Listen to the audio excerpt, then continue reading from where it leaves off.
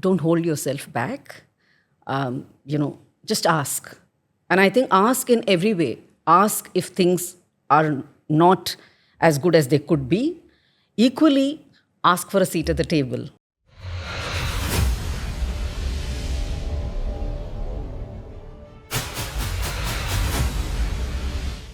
Today with me in studio is Ms. Charu Tharakeshwar.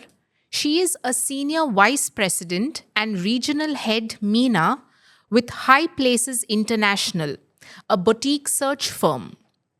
She is also a seasoned finance leader, a mentor to many women entrepreneurs, and also a faculty member at various academic institutions.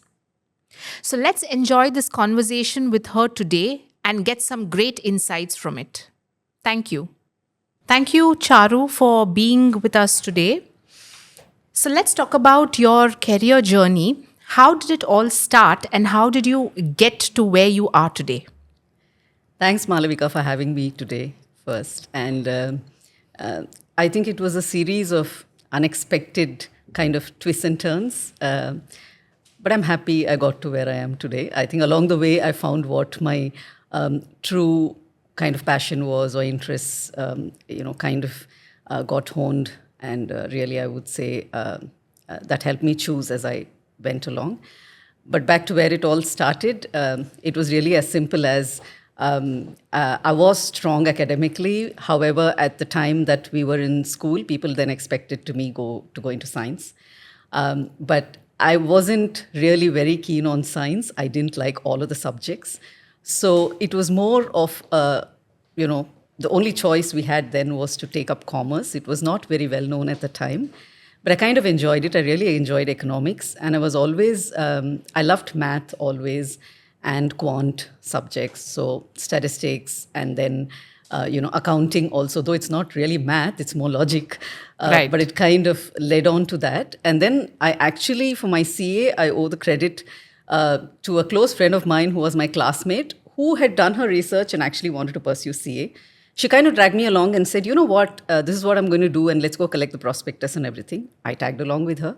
And then we had to do an entrance exam. Those were the days of the last batch of the entrance exam. We just went and did that. And then she was the one who actually called and said, you know what, you've cleared the exam and now we have to look at next steps. And I said, what are the next steps? And then we had to look for an audit firm that I could article with. And I just got into my first year of college because this was immediately after school. So there was a bit of a dilemma. I kind of felt I'm going to be missing out on my college life. And that's kind of a phase of life that doesn't come back. However, this was quite interesting too, because it seemed something that I could get a professional qualification along with my college degree. So went around exploring, and those were the days when it was not very common for women to kind of take up the profession. And there were firms which actually said that we need people to go out and travel for audit and everything. So, not many families were okay to have their daughters traveling around. Right. It might mean factories, it might mean slightly remote places. So anyway, I did find a principal who was happy to take me on. And also I had to do both my BCom and CA together. Mm-hmm. So the requirement was that I needed leave every 6 months to write one exam or the other. And I think I owe it to him to say that he said, you just need to pass all your exams, don't worry about the leave. And I think I owe it to people like that who really helped me kind of, pass that first stage. Right. And so I finished my BCom, and then by the time I finished my articleship, I had actually cleared my final exams too. And so then it was, what do I do next? And because I had articled in a very small audit firm, in order to keep up with my academic requirements and, finish all the exams and everything, I didn't have an opportunity to really look at large clients or with a large audit firm. So I joined an audit firm at the time who had very good clients, corporate clients. So I thought I'll get a bit of an exposure. I was with them for a year. The audit partner was keen that I should actually go out, and we were based in Chennai at the time, and he wanted me to handle the Bangalore office and expand that. But at that point, I thought, I think I've had a flavor of audit. And I actually got into consulting. I was with a management consulting firm. for about 3.5 years or so. And that was like an extended college for me. What I missed out in college, I got there. And a lot Right. of the people that I worked with then, I'm still in touch with. And these were all like people, we were all young. We were just fresh out of our professional qualification. A lot of them were from the IIMs as well. And so it was a good atmosphere, and we learned a lot from each other. And then at the time, though I was handling, or under a senior, I was going along for the consulting assignments. I did think that probably what I'm missing out on is that I don't have hands-on a line functional experience in the line that I'm actually kind of consulting for other clients. And I felt I needed to get that to be able to be more convincing and give them more, give them solutions that would really work for them and that would be more relevant. So then I got into the line functional role of finance and accounting at that time, almost 5 years after I qualified. Right. And that was with Indian Hotels. So again, a great place to learn and to work. And I learned everything from scratch there. And I owe it to all my colleagues there who were so kind to really kind of, hold my hand and take me through all the steps. And to my senior managers there, again, a lot of them I'm still in touch with even today. And the strange thing about Dubai is that also a lot of these people actually come to Dubai. And so from each phase of my life, there are people here in Dubai, someone who did articleship with me, someone, who has worked with me in different entities. So it's like amazing that we can still be in touch here. Right. So, then, that was, I would say, really the foundation which kind of helped me identify a lot of the things that I would enjoy doing later. Right. So there was, of course, the basic bookkeeping and accounting that one had to do. One had to learn how it all stacks up. Going right up to, because we were an associate company, we also had the corporate headquarters there, right up to the secretarial and the legal aspects of everything that we were doing, how the AGM was conducted and how we need to gather all the information for that. So it was amazing. And again, the bosses or my managers that I reported to. Yeah. Again, amazing. And that is where I think I learned a lot of how I should be when I get to a position of being a manager. Right. So what I've observed in your entire journey, at least so far, is that you had men play a very important role in, let's say, empowering you and to give you the idea that you are capable of much more. Right. So that and in fact, you started, I think, with a principal who was the exactly. So he was extremely supportive, which then took you further. And even when you entered your finance field at that time, I think you mentioned you had a very good set of colleagues and bosses who were also men, right? Largely men. Right. They were just, you could count the women, like there were maybe 3 or 4 of them overall. Right. That was it. So yes, it was also, some of them thought that I wanted some concessions because, I was a lady. So the way I had to show was that I could work as hard and I could do everything that they would do as well. And I wanted whatever I got on fair grounds, that we put in an equal amount of effort and we do the same things, not on any other concessional basis. And did you actually communicate this to them? Because I think that's somewhere a lot of times women, we lack out. Yeah. We lag behind because we do not want to really rock the boat, is the idea that we have. But did you actually go up and tell them that, you do not have to consider me as special because I'm a woman? You can probably just treat me fairly along with other colleagues. So did you have this conversation? So I didn't have that issue with my managers. Yeah. They just entrusted something to me and said, you just get it done. No, you get it done sooner, later, however you would deem it fit. I want it by this day or of this quality. And as long as that was done, they were fine with it. It was more the peers. And I just felt the best way to show them was to actually just by doing it.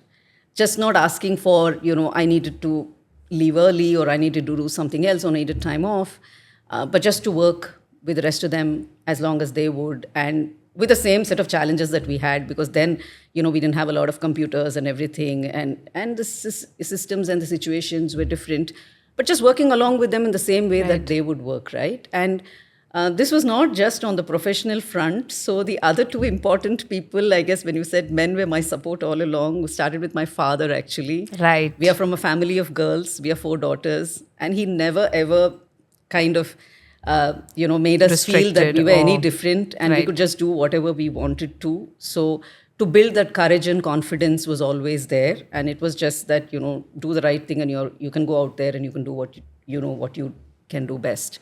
And then later on, of course, my husband as well, because during this stage I was already married, and it was not easy to kind of, be working long hours. Right. And doing and what which we year needed was to. this, Charu? This was between 93 and 2001. Okay. So, it was equally to the fact that, he was as supportive, and he also believed that I'm doing something well, I should just go out there and do the best that I can. So, and of course, we were still in India then. So a big part of the support system was the families. Correct. And they were in the same place that we lived. And that was a huge, huge plus. So in a sense, I think early on in those days, we used to kind of feel sometimes a little guilty that we are not doing everything that we needed to. I think later on, again, and here I owe it to my women friends, very close friends, who were not my colleagues, but who were just from, sometimes colleagues, sometimes friends from outside, but who kind of, hammered it into my head that, listen, we need to take advantage of our support system where we have it, and don't feel guilty about it. Right. Just, take what you're getting, appreciate it, be grateful for it, but, we need it, because we are trying to do too many things at once. Yeah. And so you're trying to balance a lot of stuff. I love that statement that you made where you said that it's good for us to make the best use of whatever opportunity you have which is coming your way. It could be through family, it could be through friends. And I think a lot of times women do not make use, or we forget, or we tend to appreciate certain parts of our life, which probably was the stepping stone for our next, success story.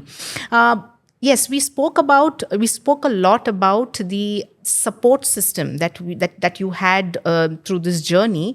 But did you face any situations where there were resistance? And resistance, it could be from anybody. And how did you actually face those challenges? Or how did you face that resistance which came along your way? So the resistance initially was the fact that I was a very young qualified professional, and some of them had been doing their roles for several years already. And therefore, it wasn't easy for them to just accept someone else who came in and was much younger as their manager. Right. So the way I tackled this, and that's where I think I also learned from my own managers and from others, or rather polished up my interpersonal skills. Very quickly, I realized that they are all important parts of the whole scheme of things. And whatever they did very well. And in that area, they actually knew more. And I needed to rely on their knowledge and their expertise and their inputs to make sure that we were getting everything else right. And the big picture right. Yeah. And for me to deliver my overall responsibilities, each one of them, needed to do their part well. So all I did was just appreciate what they did and tell them that you're doing it very well. And, I really value what you're doing. And then I could see the difference that once they knew it was not, they were not being disrespected, right, and they were appreciated for whatever they brought to the table. Correct. I think so many of them just like opened up and said, hey, I'll take care of this for you, kind of leave this with me. I'll do this. And I think that's what worked so well. And that was as I said, it was a huge learning ground for me, but also at a point, then the learning converted into me actually being able to contribute much better. And a lot of the things that my managers put me up for was not just the routine work, but somewhere because of my consulting background, I was pushed into doing different projects. Right. And I think that's where my interest in projects also came up. So I didn't have to stick to the routine and the mundane stuff.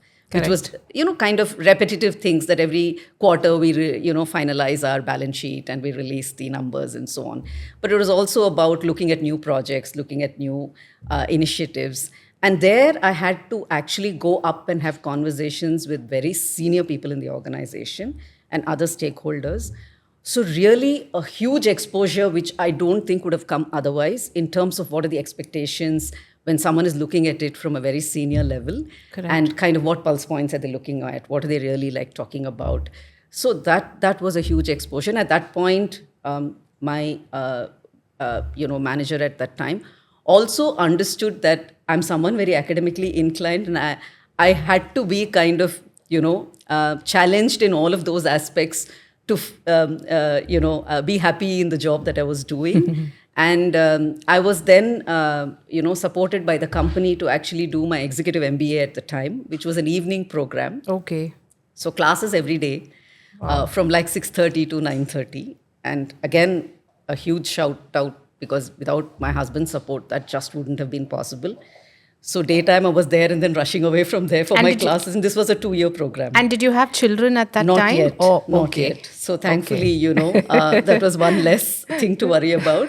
But I'm sure even if you did, your husband would have covered up for you. Absolutely. He was doing it later anyway. So that kind of challenged me on all fronts. And I think at some point, when you kind of see how much you can do in those 24 hours in a day, later you think, oh, there's actually so much more you can do. And we're not doing enough. Right. So I think all of those at those times or points of time in my career, I think it just opened my eyes to what more is possible and how much more I could do. Yeah. So, And Charu, you have also been part of a certain program that has happened in the UAE in the past, which is about mentoring women entrepreneurs. Can you tell us more about this? And what was your experience in mentoring these women? And what did you have as a takeaway? And I'm sure you've got feedback as to what they had as a takeaway from you as well. So how did this all come about? So this was, the program was run by a division of the UN, where they wanted to support women entrepreneurs, and it was for the Middle East region. And so this program had been running for a couple of years, and then we were just coming out of the pandemic. So then they decided that this would be an online program initially, we could meet later. Mm-hmm. And so they just opened out applications to people both who wanted to be mentees and who wanted to be mentors. Okay. So I applied to be a mentor. So out of 400 people, 50 of us were chosen to be mentors. And then we were paired with mentees based on what the mentees were looking for. Some of them wanted marketing support. Some of them wanted, insights into product development. Some of them wanted some networking support. So since my area of strength was into financial analysis and strategy and really business growth and everything, I was paired with a mentee who was looking for like business growth. It was an amazing experience because she is a young lady, and what I just was amazed at is she had 3 young children and she was doing this full time. She'd started this business and it had grown so well. So she was scaling it quite well. Mm-hmm. Her challenges were that with growth, how do I now make sure I'm on the right track financially? How do I manage my cash flows? How do I look at business strategy? What options? Do I invest in marketing? What do I do? So I think it was a great experience because from her, I learned a lot of aspects about customer acquisition and, how she was just looking at to grow her business overall, and the different channels that she was choosing to do it in. And she was just very happy to understand how she could do her planning and budgeting and how she had to delegate things and get some senior people on board so they could take away some of the more routine aspects from her because they were reaching a stage of growth where they wanted to expand much more. And she could look more at the strategic aspects of where to grow and how to grow. Right. So yeah, that was an amazing experience. Great. In your past employment, you have been in a leadership role. Currently, also, you are the Senior Vice President and Regional Head. That's right. With High Places International. So, with all of these role challenges, how do you manage your personal and your professional life? Because for sure, being in a leadership role comes not easy for any woman, especially, right? Men or women, it really doesn't matter, but the role is very challenging. So, how do you manage, let's say, your personal life? How do you give time for yourself? And how do you manage work? So I think, like I said, I had faced more challenges when I was much younger, and probably bringing up a young child. We moved to Dubai when my son was just 5, and being in a new place, getting used to a new environment, a new organization as well, and that was the time I actually moved into banking as a career, and very quite late in my professional journey. Okay. So there was a lot I had to learn because I was not like a career banker, having started it much earlier. So the only thing that went in my favor was that I love learning. So the fact that it was all new and different kind of, really charged me up. And I think at some point it is just, learning from the past and kind of, yes, time management, we all say, but it's never a perfect balance, meaning we can't imagine that, every day you're going to do 8 hours of work and then, 3 hours with your family and 4 hours of your growth or whatever. I think we just have to learn to balance it overall. There will be days when your work days might stretch and demand much more of you.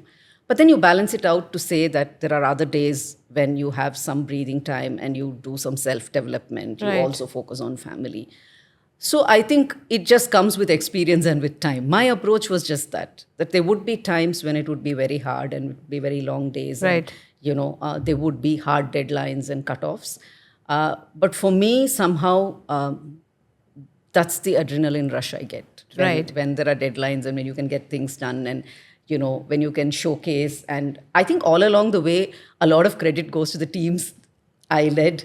So they've just contributed so much. So always you have a good equation and you find that spot with your, team, because not all of them are alike. And another thing I kind of picked up early on was not to hire or select people who are very similar to me, because then we're just going to be clones. We're all going to be thinking the same way. Right. So wherever I thought that this is a gap in my own kind of understanding, or this is the subject that I don't know too much about, or this style of working is something that I don't do.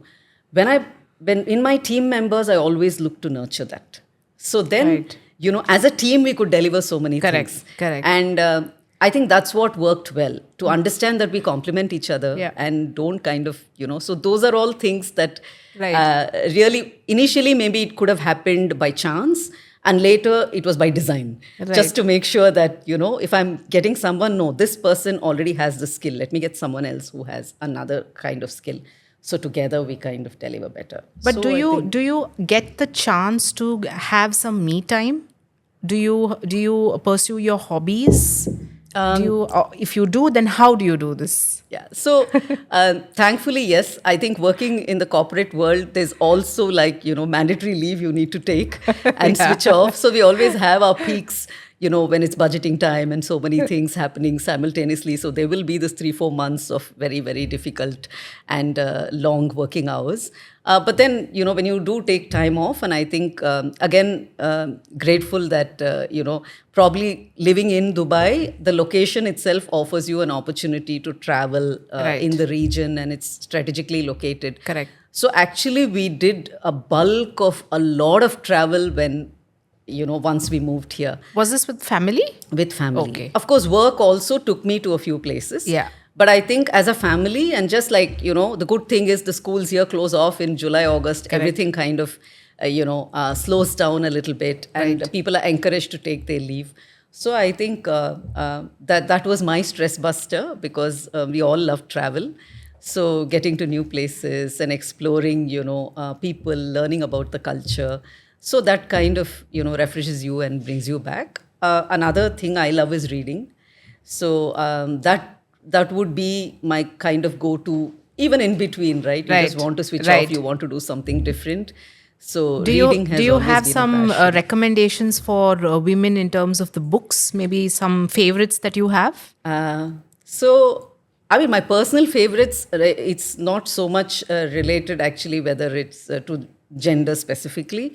But some personal favorites are, one is The Goal, that I actually kind of, it was recommended by our professor during our MBA.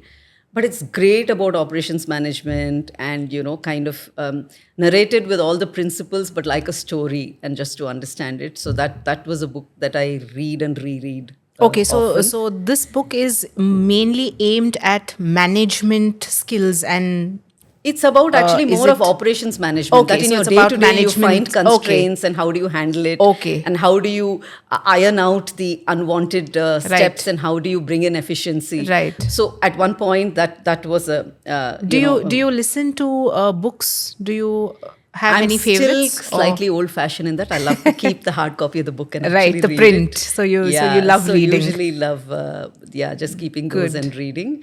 Though I've tried Kindle as well Yeah. in between. Yeah. But yeah, so I've always loved both fiction, but I think in the last so many years when time kind of was at a premium, I switched to non-fiction and therefore became selective. I have a bunch of people who are avid readers, so they're always sharing recommendations.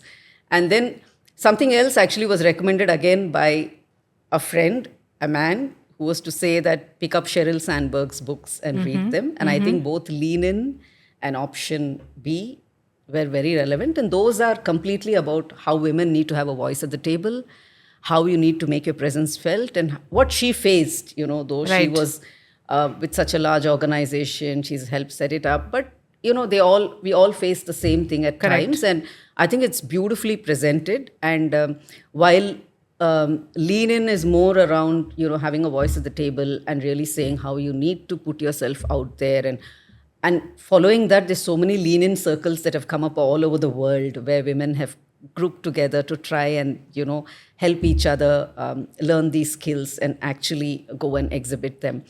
And Option B was, completely in a different dimension about completely the family and the kind of, situation she found herself in, a personal situation where Struggle. you just had to Yeah. come out of it. So I think those two, from a woman's point of view, I found them, very, very, Very apt. touching, very personal, and very something that you can Relevant. relate to so easily and implement in your Right. life as well. Right. So, Charu, what are your words of wisdom? Before we close off, what are your words of wisdom for the men and women who are seeking some sort of an upliftment, let's say an empowerment, in order for them to achieve, in order for them to break free from what's restricting them, and in order to achieve what they are aiming for? So I think the world has changed a lot now. Both women and men appreciate what each other brings to the table in the work context. To women, I would say, yes, I mean, things are better now, and your colleagues know that. But equally, don't hold yourself back. Just ask. And I think ask in every way. Ask if things are not as good as they could be. Equally, ask for a seat at the table. Ask, why, if you were overlooked for a promotion or for a different role. And I know it does happen in pockets, but I think the occurrences have come down significantly in the last couple of decades. And as I see around me, I also see that the women are much smarter. They're balancing their, I think the fact which I said, grab the support that you get. Yes. They're much better at it today. They do take it, and there's something, I think, we're shaking off that feeling of guilt, which is very good. And so I would say, again, when you build a team, this is again to both the men and the women. At one point of time, my manager actually said, you know what, we need a little more diversity. I want you having more male members on your team. Oh, okay. So does that mean you had more of female I had, but it was members on not your- by design. It was just Okay. that the most skilled person, or purely on merit, whoever brought the right, Right. set of skill sets to the table were there. And at one point, it just so happened that there were more women. They said, "Yeah, we just need to balance Balance out it by out. having more." And I was so happy about that. So I think it also emphasizes that everyone Women can are do the out same there. set of work. And to the men, again, to equally bring that diversity into the team, because it always skills. It is not that a woman, sometimes maybe the women are more aggressive and you want someone else to bring in the softer side, or the empathy into the team. So it's not about a particular, Gender. trait or something is just assigned to a particular gender. Correct. But let's look at the skill sets out there, the soft skills that people are bringing. Someone else is better in team management. Someone is better in handling stakeholders. Bring the different skill sets into the team. And that could be with anyone, the men or the women. And I think a lot of times at the table you need balanced emotions as well. Yes. And I think that is really well said, Charu, that women, so from your statement, it's very, very clear that women are out there and they are pushing themselves so that they can make themselves heard at every profession, at the table, off the table. So that was a lovely closing statement from you, Charu. Thank you so much for being on this podcast. Thank you so much.